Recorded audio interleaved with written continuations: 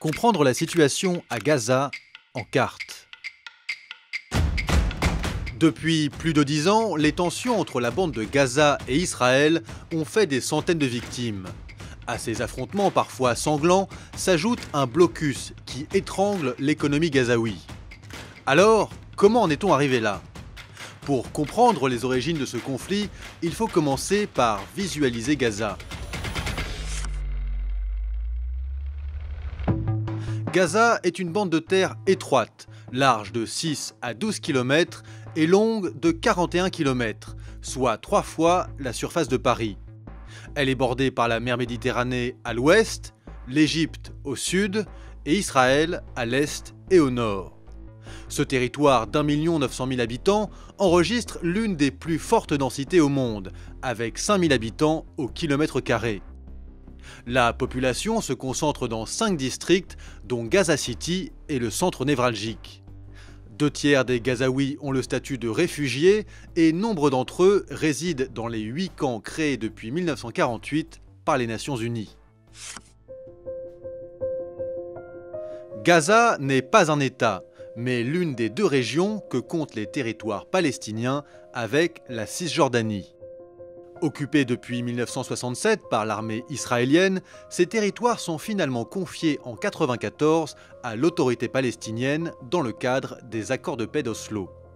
3 zones de souveraineté sont alors définies, la zone A sous contrôle palestinien, la zone B sous contrôle civil palestinien mais dont Israël assure conjointement la sécurité intérieure, et la zone C sous contrôle israélien qui englobe les colonies juives. À cette époque, l'autorité palestinienne contrôle les grandes villes de la Cisjordanie et les 2 tiers de la bande de Gaza. Puis, en 2005, avec le démantèlement des 21 colonies juives de Gaza et le désengagement de l'armée israélienne, c'est la totalité de la bande de Gaza qui passe sous sa coupe, hormis son espace aérien et son espace maritime. Et c'est à ce moment-là qu'intervient le Hamas. En 2006, ce mouvement islamiste, créé à la fin des années 80 et proche des frères musulmans égyptiens, gagne les élections législatives. Il l'emporte au détriment du Fatah, le parti de Yasser Arafat, qui représente traditionnellement les revendications palestiniennes. Le résultat du scrutin n'est pas reconnu par une grande partie de la communauté internationale, car le Hamas prône la destruction de l'État israélien. Il refuse les accords d'Oslo et souhaite la création d'un État islamique palestinien. Et c'est de cette arrivée au pouvoir du Hamas que découle l'isolement de Gaza.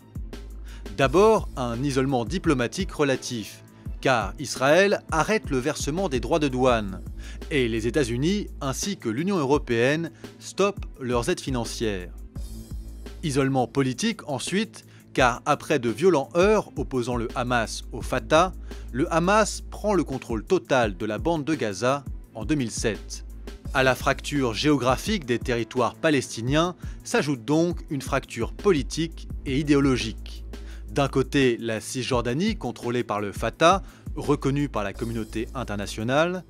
De l'autre, Gaza, contrôlée par le Hamas, qui a longtemps milité pour une lutte armée dure contre Israël. La position radicale du Hamas s'est traduite de 2 manières. D'abord avec les tirs de roquettes. Initialement circonscrits aux zones frontalières de Gaza, les projectiles ont accru leur portée. En 2014, des villes comme Jérusalem, Tel Aviv et Haïfa étaient touchées.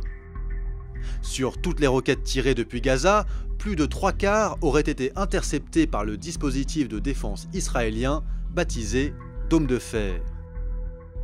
Deuxième arme du Hamas, les tunnels, construits pour permettre l'incursion de ses combattants en Israël. Mais cette stratégie a échoué face à la puissance militaire israélienne. Le Hamas se trouve contraint de chercher d'autres modes d'action. Et en 2018, par exemple, il s'est ainsi rangé derrière une grande marche populaire vers la bordure de sécurité qui ferme Gaza. Une initiative pourtant née de la société civile.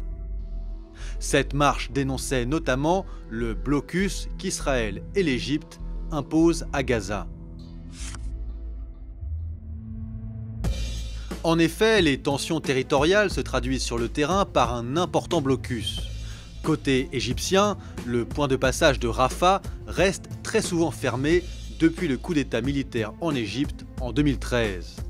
Par ailleurs, l'armée égyptienne s'est employée à détruire les tunnels de contrebande qui approvisionnaient la bande de Gaza en nourriture, en matériaux de construction et en armes. Côté israélien, le verrouillage de Gaza est quasi total. La frontière est doublée d'une barrière de sécurité et d'une zone tampon côté palestinien. Les Gazaouis ne peuvent pas y accéder, or c'est là que se trouve une grande partie des terres agricoles.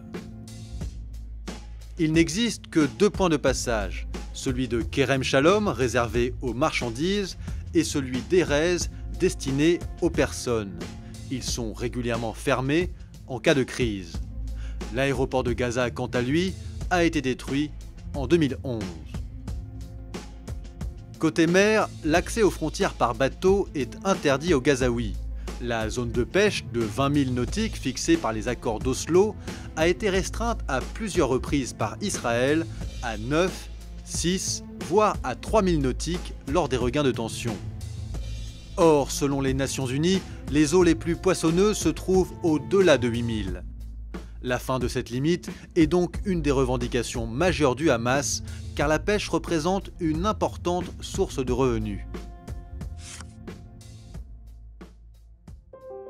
L'isolement de Gaza a mis son économie en pièces. Son PIB par habitant est moitié moins élevé qu'en Cisjordanie et le taux de chômage a explosé.